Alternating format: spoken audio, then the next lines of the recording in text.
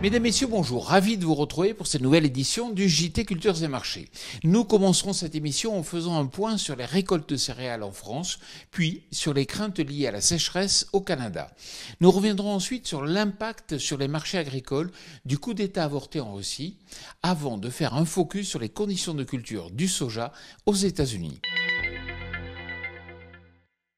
Les récoltes d'orge progressent rapidement et les premiers échos des rendements sont plutôt satisfaisants.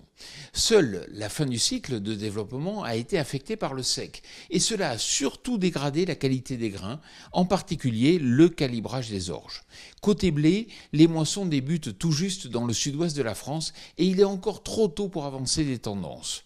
La difficulté va être plutôt sur les marchés avec une pression récolte grandissante alors que l'origine française n'est toujours pas compétitive à l'export. Cela risque de bloquer un peu.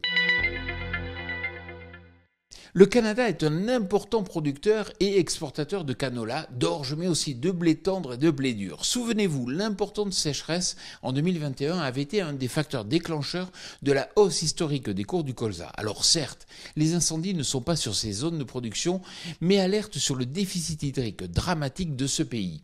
Quelques craintes émergent ces dernières semaines, avec des cultures de canola jugées dans un état bon à excellent, autour de 50% dans l'Alberta, donc bien loin des 75% habituellement observés à cette date. À suivre de près, car si la pluie n'est pas de retour, le marché pourra avoir quelques sueurs.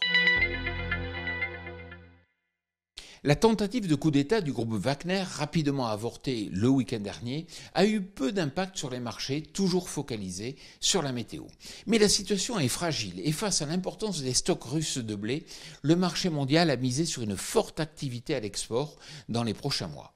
Que se passerait-il en cas de nouveau putsch, ne tombant pas un week-end et atteignant son objectif ? Du côté de l'Ukraine, n'oublions pas non plus que de nouvelles annonces sont attendues d'ici le 18 juillet, date butoir pour le renouvellement du couloir d'exportation. Je peux déjà vous dire que ces négociations, de plus en plus périlleuses, seront source de volatilité dans les semaines à venir.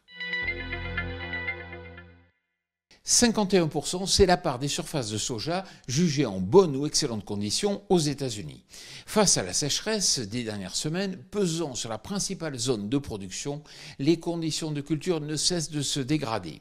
L'état des cultures est actuellement proche de celui de l'année 2012, année qui avait été catastrophique pour les cultures de printemps américaines.